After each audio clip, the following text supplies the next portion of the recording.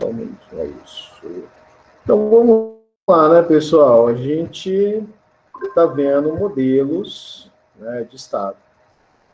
Modelos que anteriores, né, ao que a gente vive na modernidade, como o modelo que a gente está vendo, que é um modelo de Estado feudal, né?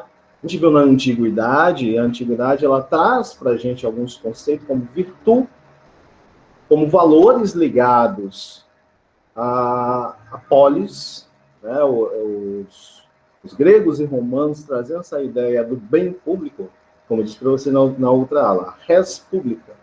Res pública, né? Que a gente sempre ouviu falar que era coisa pública, vai além disso. Res pública ou república quer dizer o bem comum, o bem coletivo. Então, o monarca ele poderia ser um republicano, porque você parte da ideia que ele pensa no bem comum, no bem coletivo, no bem de todos, etc. Talvez é o que, talvez, assim, hoje esteja em falta essa questão do bem coletivo, tá? E aí, existe como dizer, um cientista político, o Poggi, né? Giovanni Poggi é um italiano, ele fala do surgimento do Estado feudal, né?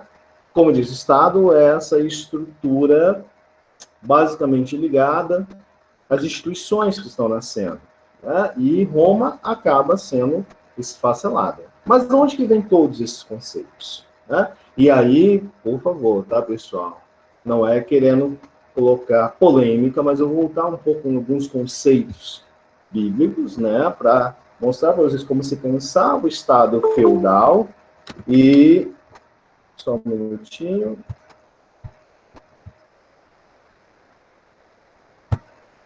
Isso. Voltar para vocês nesses conceitos de Estado feudal, tá? E vou mostrar para vocês algumas questões ligadas às instituições, aos conceitos, aos valores daquela sociedade, que são trazidas, no dia de hoje, são pensadas como tem pensadores, tá? Mas eu vou voltar antes, lá no início do cristianismo, né? O marco zero disso. Mas por quê? Porque toda essa ideia do Estado feudal vai gerar ali em cima das invasões bárbaras, em cima do Império Romano. Então vamos pensar o seguinte: você tem um marco do cristianismo, né? Você tem Jesus como Messias, nascendo na Galileia, e posteriormente isso criando um movimento que é o cristianismo, né? Os cristãos, eles acabam sendo, depois do ano 70, depois de Cristo, eles acabam sendo obrigatoriamente, os judeus acabam sendo obrigatoriamente expulsos do seu território, que é a primeira diáspora, né? É a grande diáspora judaica. E eles vão para territórios lá de Roma, territórios da Europa, e se fixam lá. Então, praticamente, eles saem do Estado judeu. Só vão voltar milênios depois, que é em 1948, que eles começam a retornar, após aquela questão do Holocausto, eles começam a retornar e tem toda essa briga com os árabes. Mas, anterior a isso, quando eles são expulsos do seu território pelos próprios romanos, vai haver inúmeras perseguições. Mas, entre aspas, vamos dar um entre aspas aí, porque nem todo imperador, ele basicamente perseguia os judeus, e nem perseguia os cristãos, como a gente imagina, né? Depende do imperador. Nero perseguiu, mas tem outros imperadores que não perseguem. Por que isso? Porque os romanos, obrigatoriamente, no imaginário deles, social e cultural, eles imaginam que as religiões são livres, eles aceitam isso. Eles aceitam as religiões estrangeiras. Aliás, eles até trazem para dentro do império as religiões que são estrangeiras. Isso é um marco interessante, né? No século II, aliás, a gente tem imensas religiões dentro de Roma que não são originárias de Roma. Mas eles têm a religião deles que é parecida com os gregos. Sim, mas eles não omitem um dado: trazer para o Império Romano elementos novos. E o cristianismo, curiosamente, ele vai para o Império Romano, começa com aquelas comunidades, né? Igrejas, em latim quer dizer comunidades, as comunidades cristãs pequenas, se chama, entre aspas, o cristianismo primitivo, os primeiros cristãos, eles se reúnem em locais, às vezes públicos e às vezes fechados, né? Tem um filme interessante, em português é dito Alexandria, em inglês ganhou o nome de Ágora. Ágora porque na Ágora que se definia várias coisas entre na democracia grega, né? A Ágora era o local onde você discursava na democracia grega.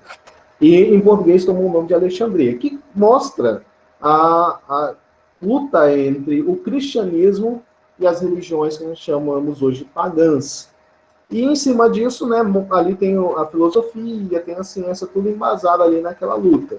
E é interessante a gente observar os cristãos, por exemplo, você reconhecia um cristão pelo peixe, né? Você viu um sinal de peixe em algum lugar, seja ele numa pedra, seja ele numa casa, simbolizava o cristianismo. Então, nem sempre os cristãos vão ser perseguidos. Em certas situações, a religião dele vai ser muito, muito bem aceita. Em alguns casos, por exemplo, e aí, diga de passagem, para os romanos, judeus e cristãos não tem diferença. Para eles achavam que era a mesma coisa. Então, assim, se cristãos eram perseguidos, judeus também eram perseguidos, né? Então, assim, se criou na história esse mito que só os cristãos são perseguidos, mas judeus também são perseguidos porque eles acham que judeus e cristãos são a mesma coisa. Então, a partir disso que a gente pensa um Império Romano mais plural, a gente vai ter um marco interessante, né? E esse marco interessante é 325 depois de Cristo. Mas que marco é esse, né? Que marco interessante é esse?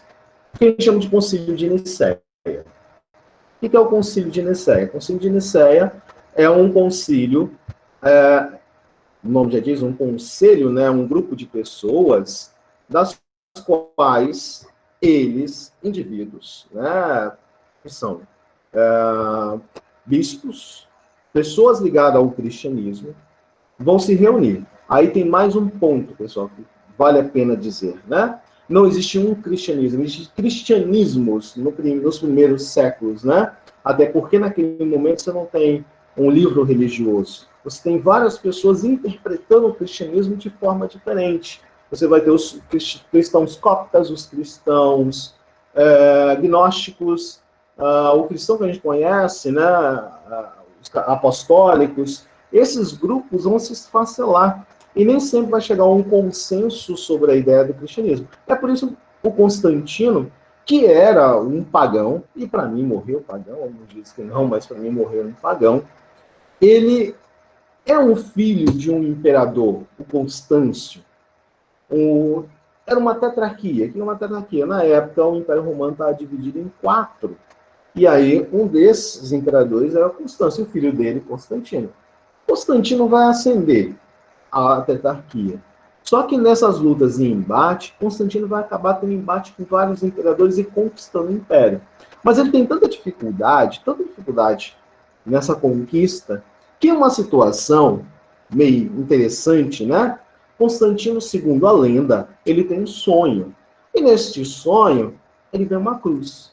E nessa cruz estava dito nos ouvidos dele que tu vencerás. Constantino pegou aquela imagem e fez uma cruz em cada escudo dos seus soldados e acabou vencendo e se tornando imperador.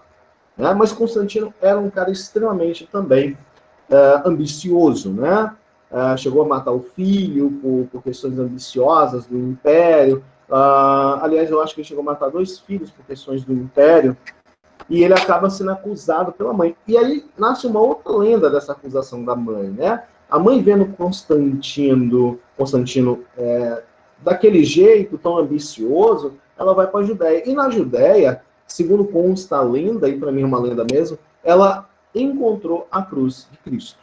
E ela repartiu essa cruz de Cristo, espalhando para toda a Europa, né? Assim, essa cruz hoje daria para construir um navio. Mas isso reza a lenda que a cruz teria sido alcançada. Mas Constantino, no final da vida dele, ele acaba assumindo uma postura, segundo consta na lenda, que ele se torna cristão. Ele se rende ao cristianismo. Isso, alguns historiadores dizem que não, que ele continuou pagão, etc. Mas ele, teoricamente, se renderia ao cristianismo, né? Quem dá seguimento a essa coisa do cristianismo, a essa relação muito próxima, é Constâncio II, seu filho. E Constâncio II vai resgatar lá dos reis basileus, aqueles reis que tinham relação com os deuses, resgatar isso com o cristianismo, né? Então ele vai se vestir a partir de uma ideia totalmente cristã, de uma ideia totalmente ligada ao cristianismo, né? Um livro interessante sobre isso, né, para alguém que se interessa, é o livro do professor Gilvan, ali da UFES. Ele tem um livro chamado Reis Feiticeiros, que é um livro que mostra a vida de Constâncio II, filho de Constantino, em cima desses novos ritos que ele tem, né? Inclusive é um livro que você consegue baixar na internet, que ele está disponível. É um livro muito interessante, né? Onde que conta essas primeiras, né, etapas do cristianismo junto com o Império Romano. E a partir disso que a gente pensa, em 325, o Constantino, ele convoca o Concílio de Nicéia, que ele escolhe os principais livros, né? Hoje a gente sabe que a gente tem os apócrifos, por exemplo. O que seriam os livros apócrifos? Livros que não foram colocados na Bíblia. Aí uma série de significações, tá? Não dá para mim agora particionar o porquê cada livro não foi colocado. Mas, por exemplo, você tem o Evangelho de Pedro, que não está na Bíblia oficial. Você tem o Apocalipse de Pedro, você tem o livro de Madalena, né? O Evangelho de Madalena, como também tem livros do Velho Testamento que não foram colocados, não faz parte do escopo do livro original da Bíblia. Mas aí você tem uma série, assim, aquele grupo de bispos, grupo de religiosos que se unem, eles vão escolhendo quais seriam aqueles que seriam mais interessantes, que estarão dentro desse compêndio da Bíblia. Aí formaliza-se a Bíblia, né? E a Bíblia é tão antiga que Maomé, ele sabia do Evangelho, né? Se vocês forem no Alcorão, vocês vão ver várias passagens do Evangelho de Mateus, Marcos. Todos os evangelhos estão contidos, partes dele, no livro do Alcorão. Foi 500 anos depois, aliás, 300 anos depois que foi feito o livro oficial dos evangelhos da Bíblia, né? E a partir disso, né, que a gente tem toda uma conjuntura favorável ao cristianismo, à ascensão do cristianismo, vai surgir a concepção que Pedro seria o primeiro Papa, né?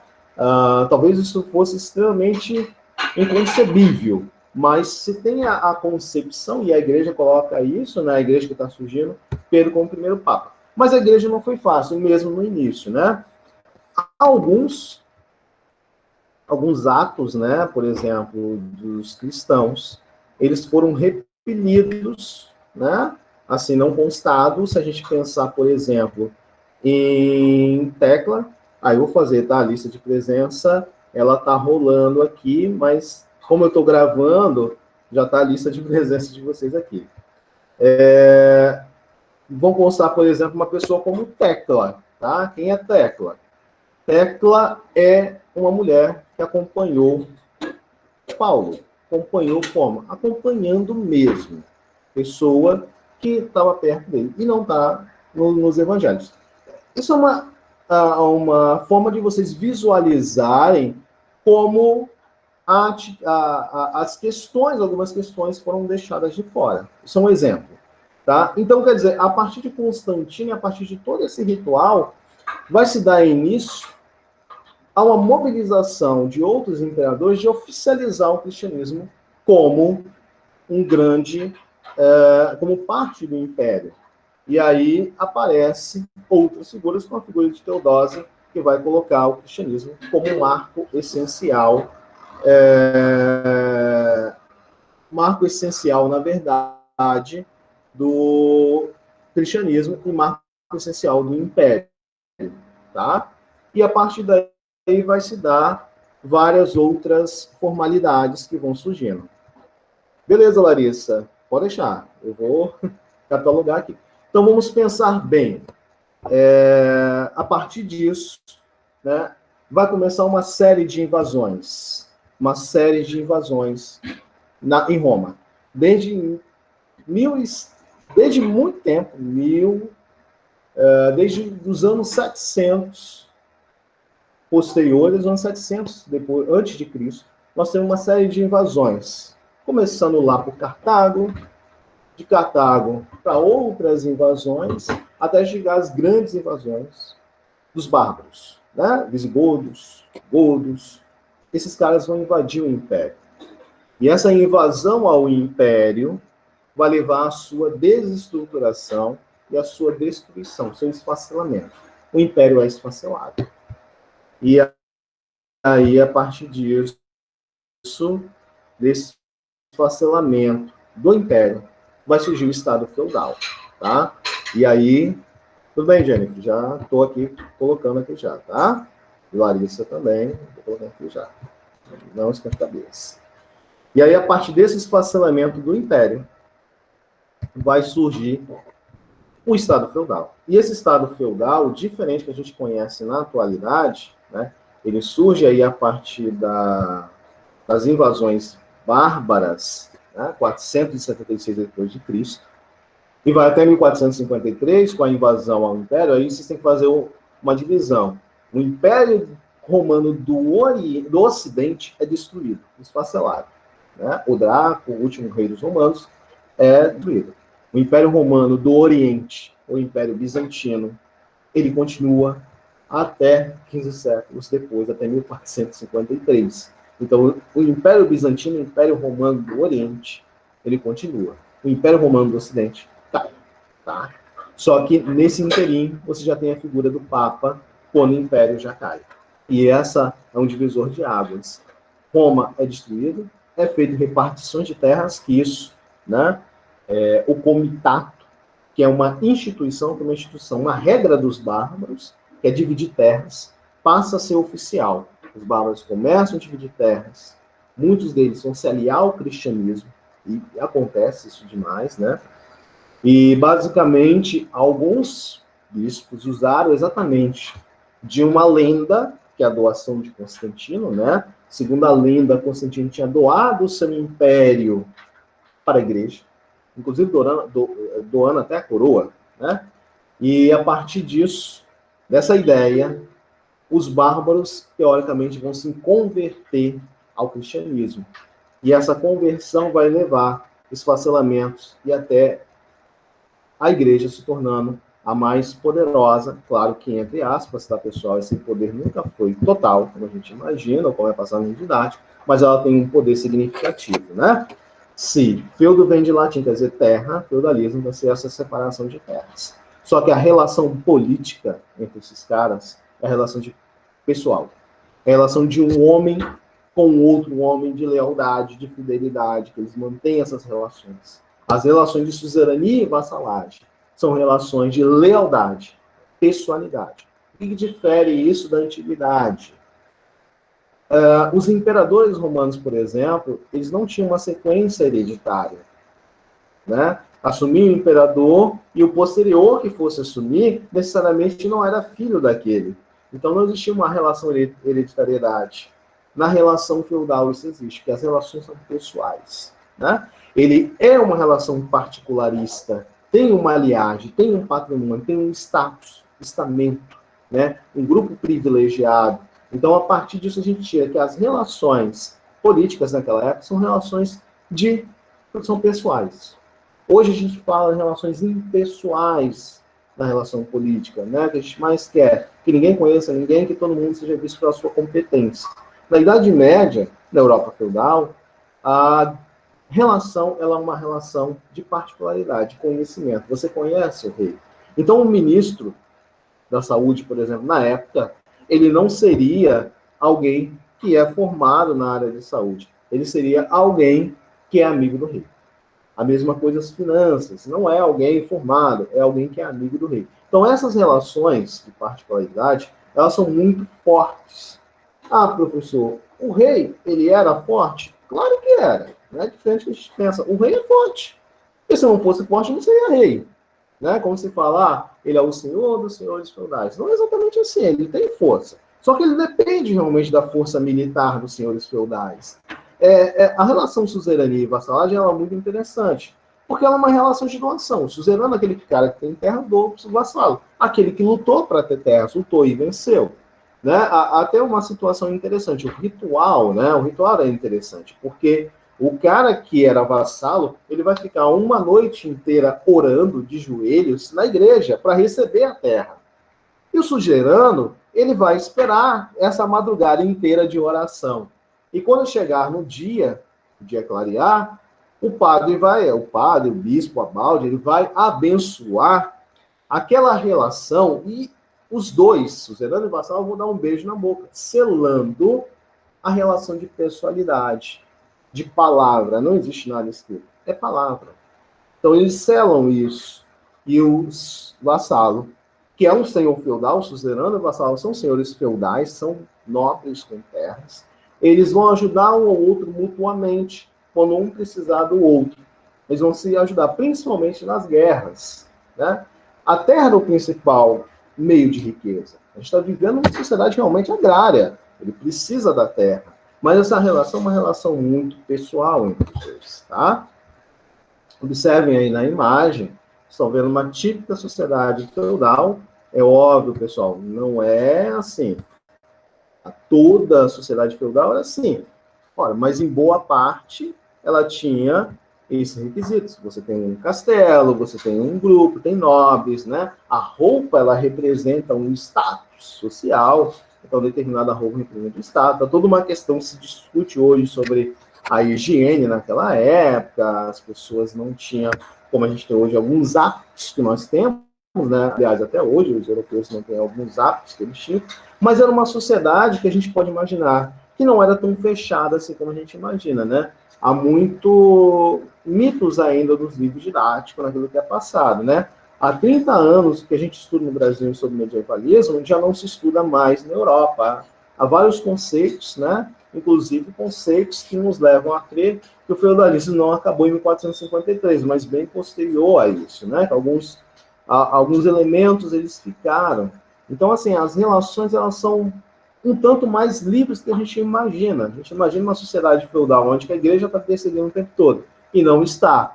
Né? Ela não está perseguindo o tempo todo. Uma igreja que tem controle de tudo, e não tem. Né? A gente consegue visualizar em algumas pinturas do século XIII, do século XII, que em muitas igrejas você vê lá um panteão, ou seja, deuses rabiscados perto das pequenas igrejas. A igreja não consegue controlar toda a Europa. Mas óbvio que ela tem poder, mas esse poder não é tão absoluto como a gente imagina.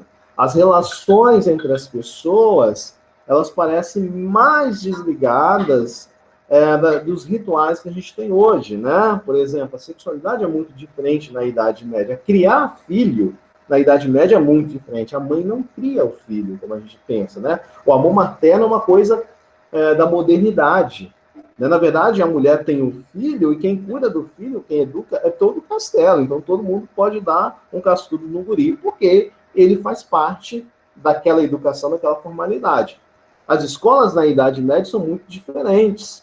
Né? Você vai encontrar dentro de um grupo pessoas com 40 anos e pessoas com 3 anos. Então, você tem uma multiplicidade diferente. Ah, não tinha comércio, professor? Não, tem comércio. Só que ele não é tão pujante como era o comércio que vai ser na modernidade pós-capitalismo, é óbvio, né? Tem dinheiro, as pessoas comercializam com dinheiro. Então, tudo isso são mitos criados porque não foram aprofundados. Na verdade, agora que vem um aprofundamento sobre a Idade Média, a gente vê que era muito diferente. É um livro muito interessante, e aí, para quem gosta, ou quem deseja pesquisar mais a fundo, o Carlos Ginzburg, que é um historiador, ele vai pesquisar mais a fundo essas relações. E ele vai pesquisar um cara muito interessante, um cara que foi perseguido pela igreja, mas não era para ser perseguido, né? O nome do livro do Carlos Ginzburg, que é um historiador italiano, é O Queijo e os Vermes. E ele conta a história de Menóquio, né? Até vão fazer, ou estão querendo fazer um filme sobre Menóquio. E é uma coisa real, porque o Carlos Ginzburg pegou um processo da Inquisição e começou a estudar o Menóquio, né? O Menóquio é um moleiro. O moleiro é um cara que ajuda no moinho, é um servo, mas esse servo, ele atua no moinho, né? Fica lá moendo lá o trigo e outras coisas mais. E o Menóquio, ele começa a ler alguns livros. Assim, uma pessoa comum, uma pessoa que não tem, assim, importância na Idade Média, começa a ler alguns livros, né?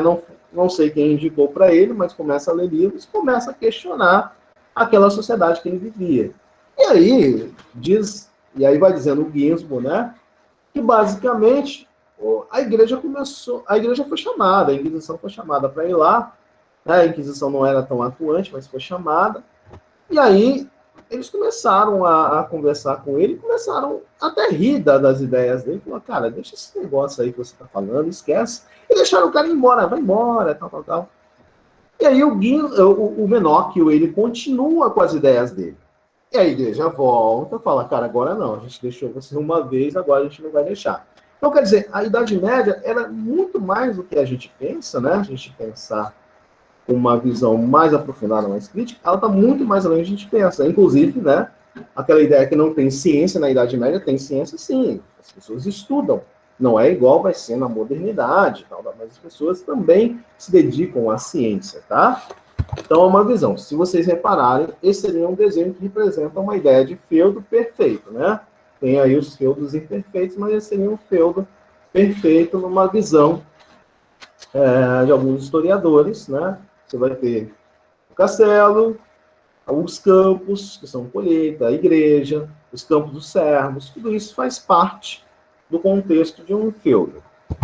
E aí a gente vai para a ideia da forma de governo, né? A forma de governo predominante na Idade Média é a monarquia hereditária. O monarca, ele é um enviado de Deus.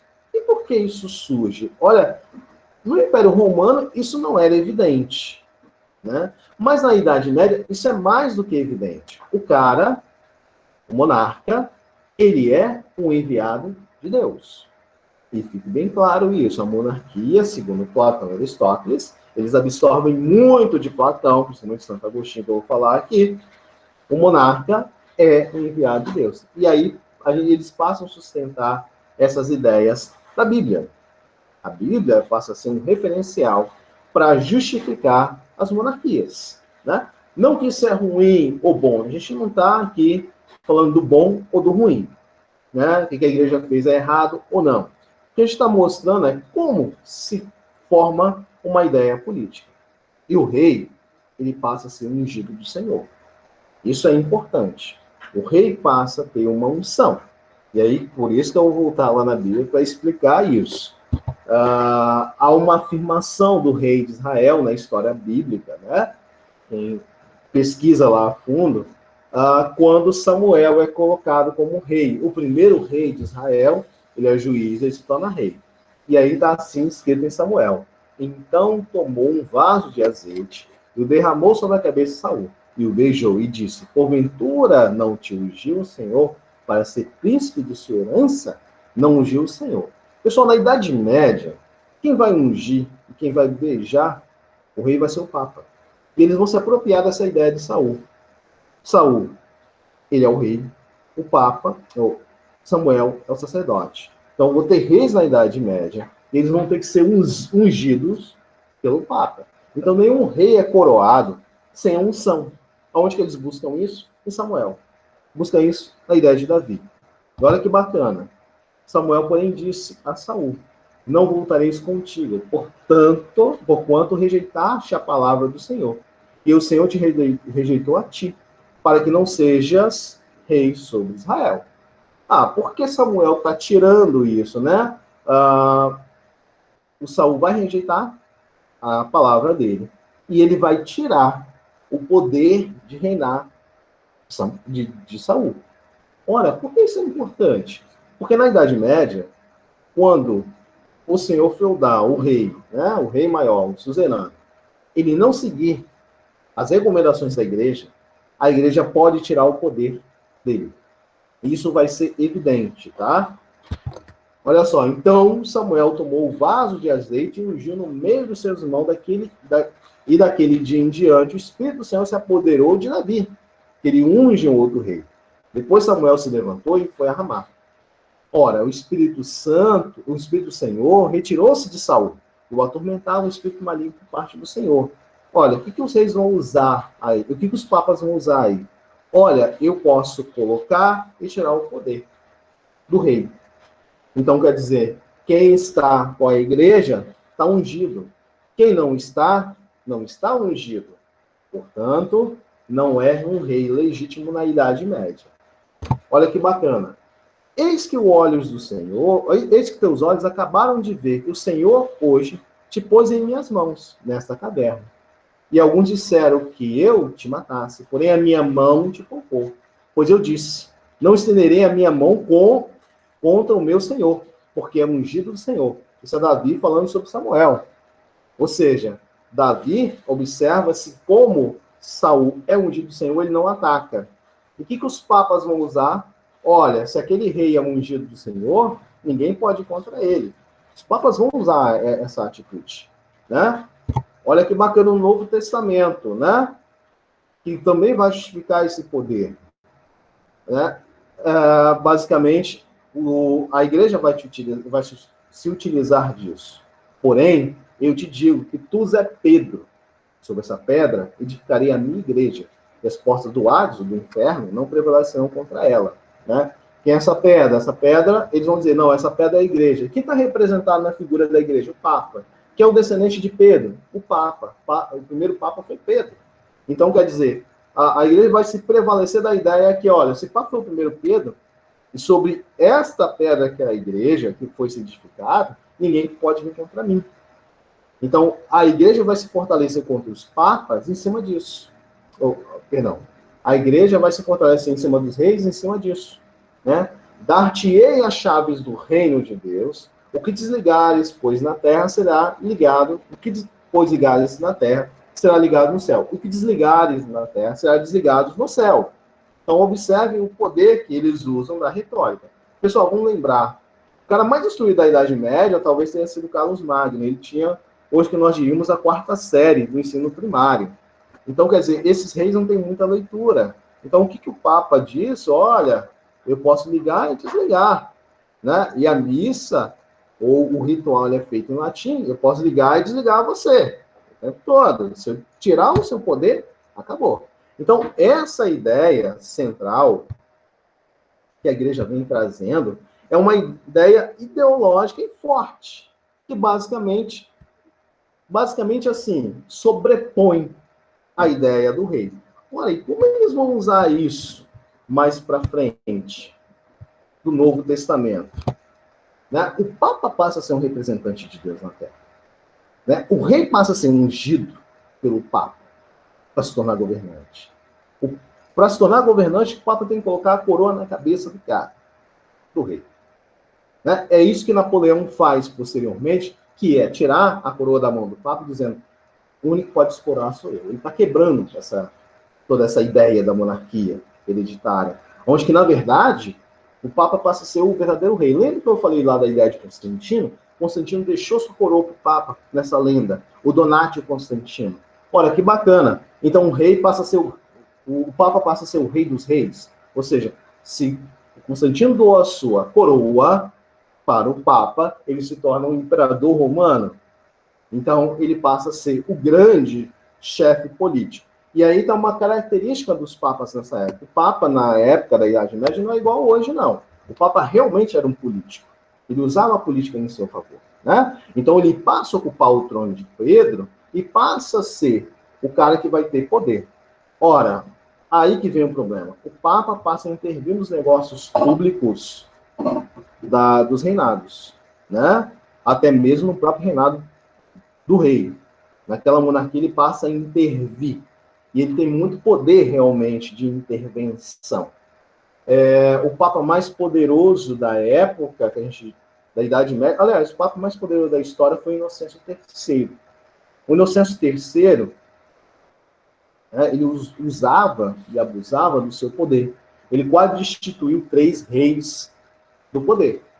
E, curiosamente, ele foi o próprio Papa que, digamos assim, teve um pequeno confronto com Francisco de Assis. Né? O Papa mais poderoso da história encontrou com Francisco de Assis naquele diálogo, e Francisco de Assis pede a humildade à igreja. Né? E assim, qual o maior poder da Idade Média? É a fogueira da Inquisição. Não é, pessoal. Esquece. Na Idade Média, a fogueira da Inquisição ela foi muito pouco atuante. Queimou poucas pessoas. Queimou muito mais na Idade Moderna do que na Idade Média.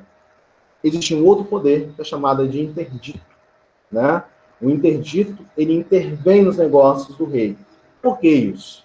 A igreja, ela que vai dar o atestado de nascimento, de óbito do indivíduo, né? E algumas outras coisas públicas que a igreja faz para o Estado. Quando o Papa fala do interdito, eu vou interditar, eu vou parar com isso tudo. Eu vou parar com os negócios do Estado, eu não vou mais fazer batismo, nem vou fazer óbitos, isso aí para.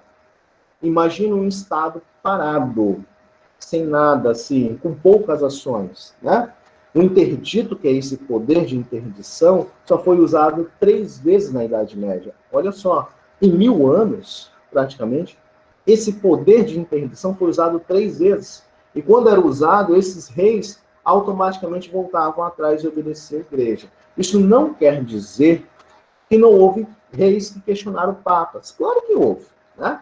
Houve lá um rei germânico, acho que é Ludovico o nome dele, não tenho certeza, mas que ele perseguiu um papa por toda a Europa, tá? E quando ele encontrou esse papa, ele deu um soco na cara do papa, um velhinho aí de 70, 80 anos. Ele dizia para o papa, você é o anticristo. E ele perseguiu mesmo, o papa, ele basicamente fugiu. Há outros casos de um rei no sul da Itália, que ele tinha até árabes na sua corte e não estava nem aí para a igreja. Há questionamentos? Há, mas em geral, os reis obedecem uma linhagem. Eles são o enviado de Deus. A monarquia é a melhor forma de governo. Vocês terem uma ideia, né? O cara, ele é coroado pelo rei. Aí seria um rei medieval. Tá? E, curiosamente, existia uma coisa chamada espelho de príncipe. O que é um espelho de príncipe? É um espelho mesmo, é como o príncipe tinha que ser. Tá? A igreja fez uma série de características que um rei deveria ter. Né? Ser bondoso, ser caridoso, ser vigilante, ser cristão, etc. Esse era o modelo de igreja, o modelo de rei para o Papa, ou para a igreja. Tinha um problema, que a política é muito diferente disso. E, curiosamente, a maioria dos reis que deram certo na Idade Média era o inverso daquilo que os papas diziam. Mas existia todo um edito para isso, né? Os papas colocaram uma certa ordenação de como deveria ser a vida na Idade Média, né? Eles queriam formar uma grande sociedade cristã. E aí tinha vários editos, né? Se vocês terem uma ideia como esses editos eram fortes, vocês podem procurar aí na internet, existia um edito de manual de como fazer sexo. Então a igreja editou um manual que você pode fazer isso, pode fazer aquilo. É um controle social que eles tinham, né, da sociedade cristã. Olha aí a ideia para vocês verem, né? Como é uma ideia de uma unção, de uma coroação. O cara entra ali numa cuba, é ungido pelo Papa, e aí se coloca a coroa. Ele passa a ser ungido do Senhor. Ele passa a ser um representante do Senhor. Ele passa a defender a ordem do Senhor. Então, isso tudo os papas eles vão costurar. Professor, mas se você disse que tinha vários cristianismos no início, aí tinha. Só que esses cristianismos que tinham, eles foram totalmente destruídos pelo cristianismo que se tornou ascendente, que é o cristianismo apostólico. O cristianismo copta, o cristianismo gnóstico, eles foram banidos. Assim, a gente sabe que ele existe porque foi encontrado os pergaminhos no Mar Morto. Mas se não fosse isso, a gente não saberia que existia outros tipos de cristianismo que eles tinham na época. Eu acho que o único cristianismo que sobreviveu àquela época, na verdade, foi os cristãos de São Tomé, que está lá na Índia. Mas quando os portugueses chegaram lá, né, que tem uma lenda que São Tomé foi para a Índia, né? Quando os portugueses chegam à Índia, que eles encontram tem cristianismo antes deles chegarem, eles falavam que aquilo que os indianos estavam praticando não era um cristianismo. Então eles queimaram vários documentos, etc., daquele grupo. Então você tem uma situação muito forte da Igreja Católica Apostólica, que vem basicamente se colocando acima de outras formas de igreja. Tá vendo aí? A relação suzerania-vassalagem.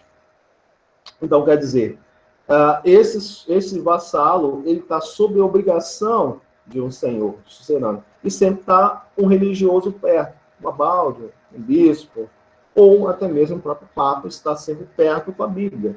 Né? Então, ele se coloca abaixo, né, do rei e se coloca abaixo da igreja. E aí vem os pensadores. Pra vocês terem uma ideia, nós temos alguns pensadores que vão pensar essa Idade Média, né, diferente aí. E um desses pensadores que justifica a Idade Média, aquilo que estava vivendo, era Agostinho de Hipona, ou Santo Agostinho, que alguns dizem. O Agostinho de Hipona, que é um bispo, né? Talvez seja um dos clérigos que mais pecou, tá, pessoal? Até os 30 anos de idade, Agostinho de Hipona vivia nos bordéis, não queria saber de nada, não. Santa Mônica lá orando para ele ir para a igreja, que era a mãe dele. Ele acaba indo para a igreja e ascendendo até virar bispo na África, né, cidade de Hipona, e acaba indo para Roma. Agostinho, ele vive num período muito anterior, ainda era um Império Romano cristianizado, né? Ele vive em torno de 400 a 450, se eu não me engano, né? Agostinho vive nesse período dos anos 400 aí. E ele tem alguns escritos que são importantes, né? A cidade de Roma, o Império Romano, está sendo invadido por bárbaros. Então, Agostinho fala de toda a questão da humildade, da benevolência, e curiosamente, Roma é invadida e há 400 anos ela não tinha sido invadida pelos bárbaros. Ela acaba sendo invadida e Agostinho tem vários problemas para explicar isso. Lá do livro dele, A Cidade de Deus, não é o filme, tá, pessoal? A Cidade de Deus é um livro que foi escrito em 410 depois de Cristo, 400 anos depois de Cristo. Que ele vai justificar, ele é de uma linha platônica, né, de Platão, ele vai justificar toda a questão que está ligada ali na Idade Média. Exemplo, as desigualdades sociais. Basicamente, ele justifica dizendo, olha, realmente Deus quer que tenha uma superioridade de poder eclesiástico, realmente Deus quer que tenha uma inferioridade dos classes serviços, né? Assim como no céu você tem uma hierarquia, né? De arcanjos, anjos, serafins, querubins, na terra você tem que ter hierarquia. E ele fala uma coisa interessante, claro que isso é uma síntese daquilo que ele fala, mas ele tem mais coisas, né? Além da superioridade de poder eclesiástico, ele fala da história da igreja. E a história da igreja tem que ser a história da marcha de Deus no mundo. Então, para ele é pauliniano, além de ler Platão, ele é pauliniano e vai na linha de Paulo. Ele fala o seguinte, né? Todo cristão deveria esquecer as questões materiais e pensar nas questões na vida espiritual. Né? A ideia é o seguinte, e Agostinho de Hipona, ele é adepto à questão do celibato como Paulo, né? Ele fala, pô, galera, vamos parar aí de ter filhos e vamos pensar no celibato, né? Vamos levar a vida espiritual a sério. Então, o cristão deve se centrar nas questões espirituais e esquecer as questões materiais. É como se dissesse para os reis, ó, reis, esquece esse império, deixa a igreja dominar, deixa a igreja dizer o caminho, porque ela sabe as escrituras, e vai viver a sua vida mais espiritual, de oração e etc. Então, o livro vai recomendar essas coisas. As coisas terrenas têm que ser deixado de lado em relação à cidade divina. Ele pega a ideia da cidade de Platão perfeita, essa ideia da perfeição, e joga isso para a questão da vida ali na Idade Média. Olha, galera, existe um mundo mundano, esse mundo aí da vida material, que as pessoas estão levando a sério, mas existe um mundo divino, e esse mundo divino é perfeito, só chega lá quem centrar a sua vida em oração. É basicamente essa ideia, claro, Agostinho está num período de Roma, né, e assim, os romanos estão pensando na vida material, ele vai dizer, não, galera, dessa vida aí material e vamos viver uma vida divina plena. Mas ele deixa muito bem claro, pessoal, que o poder eclesiástico, o poder da igreja tem que estar acima de qualquer coisa, inclusive acima dos próprios reis. Isso é Agostinho de Hipona, né? E ele deixa isso bem claro para quem quiser ouvir, que a igreja pode tomar as melhores decisões. Né? E aí a gente tem Tomás de Aquino, 1000 anos depois de Agostinho. Agostinho perdura todo do ano 410 até posteriormente. Eu não vou mensurar a data, mas por volta de 1300, que vai nascer 1300, isso mesmo. Vai nascer aí Tomás de Aquino. E Aquino vai escrever as súmulas teológicas que ele vai voltar, não em Platão, ele vai voltar em Aristóteles, mas ele vai dizer a monarquia é a melhor forma de governo, né? Ou seja, desde a antiguidade judaica, a monarquia é a melhor forma de governo. Platão e Aristóteles concordavam com isso. Então, a monarquia continua sendo a melhor forma de governo. Então, O governo do monarca, ele não deve ser ilimitado, ele deve ser limitado pelo poder da igreja, né? Então, o governo só pode ser legítimo quando se sustente a sua lei sobre a razão. Agostinho tenta, na verdade, fazer uma miscelância entre a razão e a ideia da teologia, que, na verdade, para mim, ele não consegue exatamente fazer essa sustentação. Mas, na visão dele, a lei racional nos manda entender que a igreja, naturalmente, é superior ao poder da igreja. Então, o juiz da igreja tem que estar acima do juiz do governante, porque ela tem o melhor caminho para a sabedoria. Então, não existe aqui soberania popular. Nós estamos falando de uma relação entre o eclesiástico, o poder divino, o poder teológico e o poder monarca. Não, como eu falei com vocês, não 100%, mas aí uns 80%, nós temos um poder eminentemente da Igreja Católica sobre os demais poderes, né? E daí para lá, Agostinho, São Tomás de Aquino está aí, a sua Súmula Teológica, e daí para lá nós temos vários autores, inclusive Guilherme de Ockham, você tem outros autores, como Dante Alighieri, sobre a monarquia, que vai escrever sobre a monarquia, mas vai ter um cara que vai romper, Marcílio de Pádua. Marcílio de Pádua vai viver ali entre 1312, ele vai romper tudo isso daí, né? 1312 por aí, né? Estou mensurando muito a questão das datas, que elas não são tão importantes assim para a gente. Mas o Marcílio de Pádua vai escrever um livro, até difícil de achar, O Defensor da Paz. O Marcílio de Pádua vai ser perseguido, né?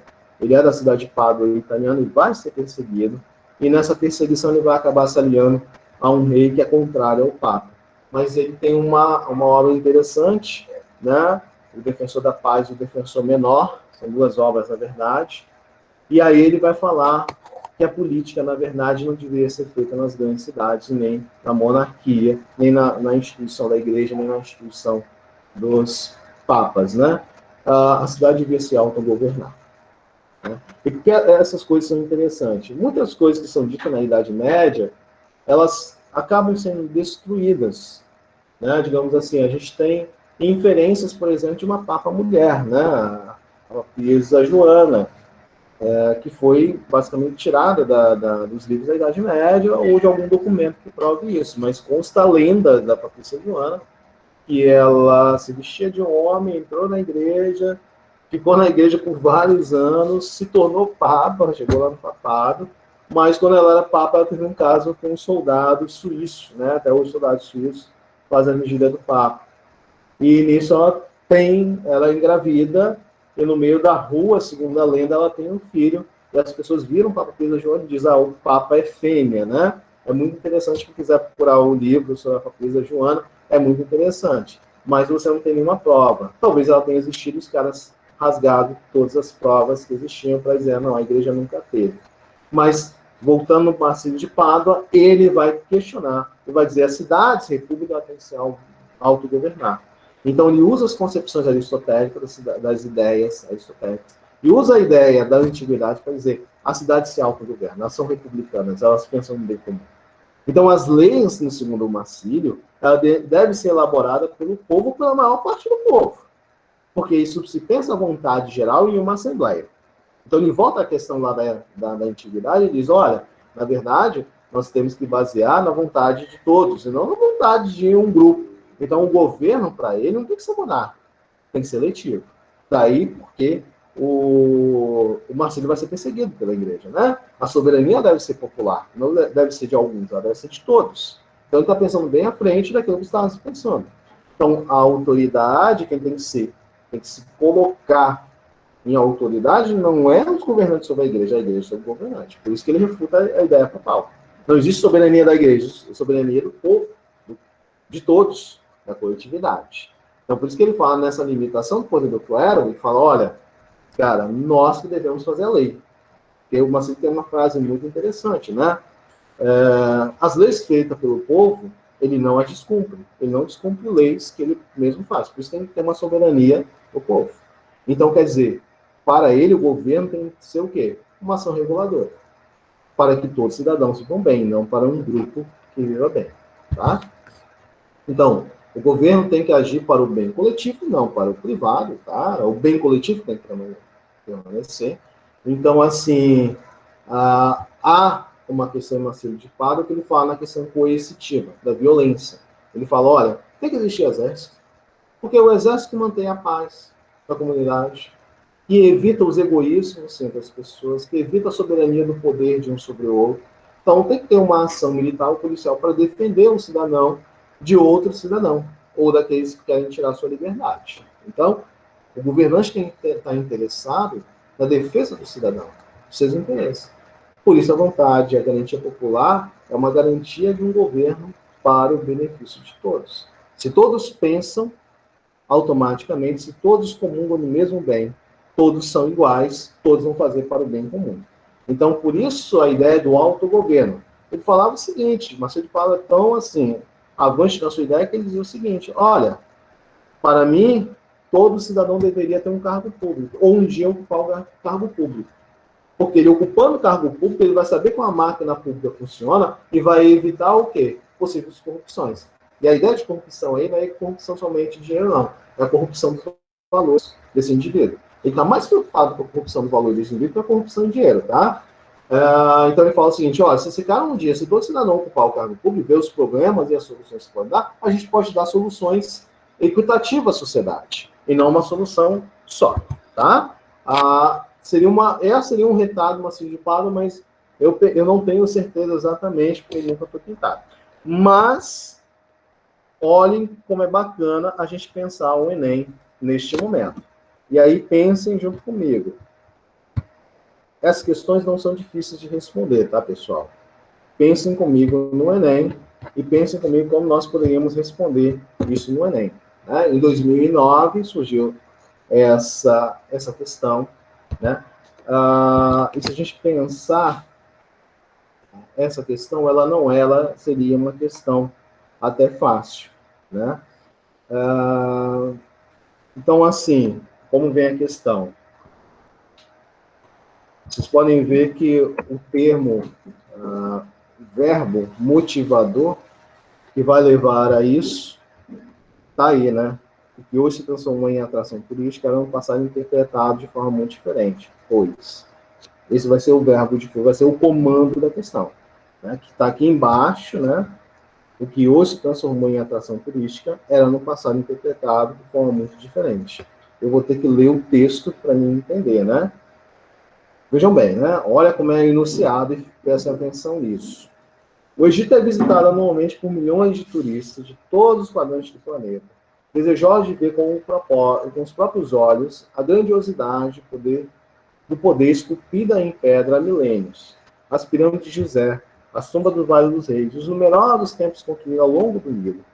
O que hoje se transformou em atração turística era no passado interpretado de forma muito diferente, pois significava, entre outros aspectos, o poder que os faraós tinham de escravizar grandes contingentes populacionais que trabalhavam nesse monumento, representavam populações do Alto Egito a possibilidade de migrar para o sul e encontrar trabalhos nos canteiros faraônicos, significava a solução dos problemas econômicos, uma vez que os faraós sacrificavam os deuses das suas riquezas, consumindo tempo, representava a possibilidade do faraó ordenar a sociedade, obrigando os desocupados a trabalhar em obras públicas que engrandecem o próprio Egito. E letra E, significava o peso de uma população egípcia que condenava o luxo faraônico e a religião baseada em crenças e superstições.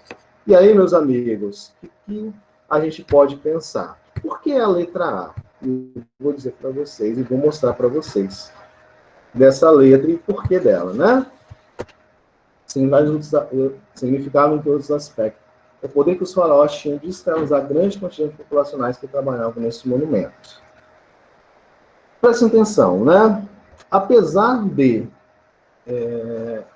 o Egito ter, em alguns períodos, não ser tão escravista, ele tinha um poder. E esse poder, como grandes civilizações, fazia parte daquele escopo. Egito e Mesopotâmia dominava grandes espaços, tá? De poder e território. Né? Por quê? Olha as outras questões. Olha a letra B, C, D e E. Representava para as populações do Alto Egito A possibilidade de migrar para o sul, encontrar trabalho nos canteiros faraônicos? Não. E por que não? Porque geralmente esses grandes grupos escravizados e também servos populacionais faziam isso. Apesar, e vou dizer para vocês, existia quantidade de escravos, existia, mas o número de servos, e aí servos do Estado, era muito maior. Mas o Egito, sim, conseguia escravizar alguns grupos. Né? Significava a solução para os problemas econômicos, a letra C, uma vez que os faraós sacrificavam aos deuses suas riquezas construindo um templo? Evidentemente que não. Né? Os faraós se achavam-se deuses. Então, eles não sacrificavam nenhuma riqueza. Aliás, sua riqueza iria com ele. Para as tumbas, né? Por isso que a gente encontra ainda tumbas com um enorme número de ouro, porque esses caras levavam com ele bastante riqueza que eles tinham. Representar a possibilidade do faraó ordenar a sociedade, obrigando os desocupados a trabalhar em obras públicas, que engrandecer o próprio Egito, o Egito não vai ter desocupado, não. Tá? Todo mundo vai trabalhar pelo seu próprio ofício. Então, assim, como todo mundo tem que se alimentar, evidentemente, eles vão para as grandes lavouras, porque eles precisam distribuir a riqueza. Que riqueza era essa? A riqueza de uma quantidade de alimento muito grande, né? Então, todo mundo trabalhava. Significava, letra L, significava um peso para a população egípcia, que condenava o luxo faraônico, né? E a religião baseada em crenças questões? Evidentemente que não.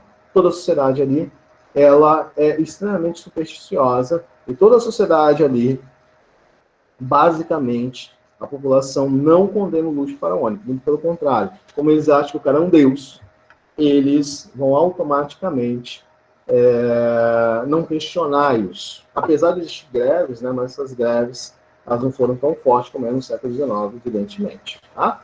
Então, essa questão é uma questão totalmente tranquila de responder.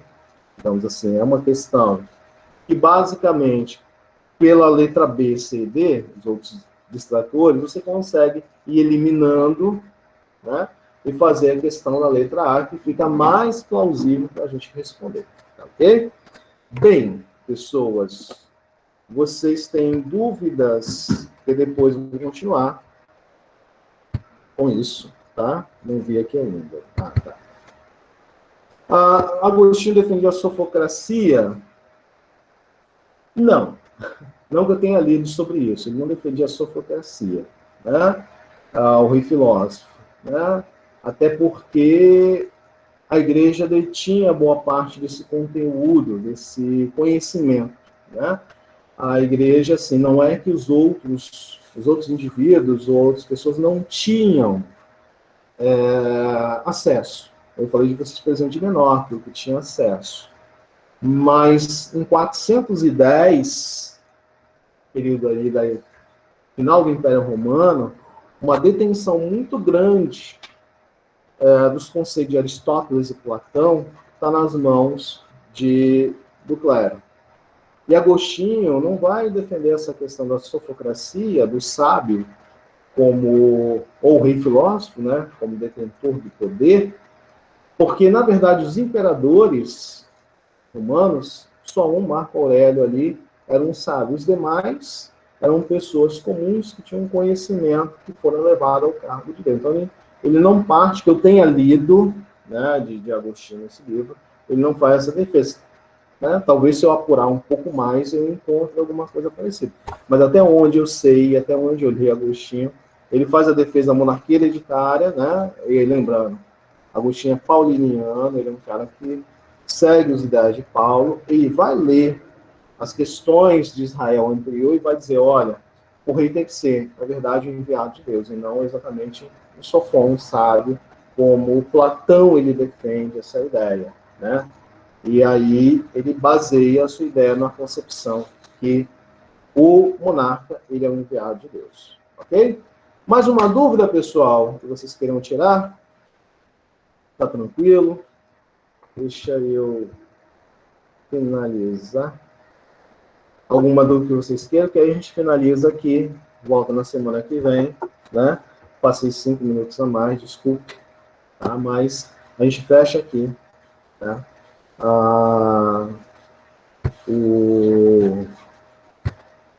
A presença de vocês já coloquei aqui já.